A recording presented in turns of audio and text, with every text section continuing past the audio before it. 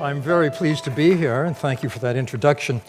Tonight, this evening, I'd like to call your attention to attention. And let me begin with a story. It's about a classic experiment in social psychology.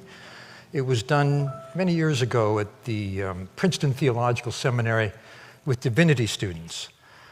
Each student was told that they're going to give a practice sermon. They'd receive a topic to prepare, and then they go to another building and give the sermon to be evaluated. Half of the students were given the parable of the Good Samaritan as their topic, the man who stopped to help the stranger in need by the side of the road. The other half were given random Bible topics. As each divinity student went over to the other building to give their sermon, they passed a man who was bent over and moaning in pain. The interesting question is, did they stop to help?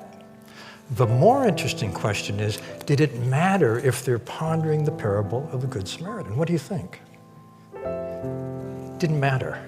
Made no difference at all.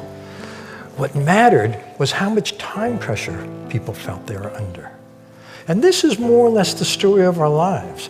There's a spectrum that runs from noticing the other person, to tuning into the other person, to empathizing and understanding what's going on with them. And then if they're in need and there's something that we can do, compassion and maybe helping them.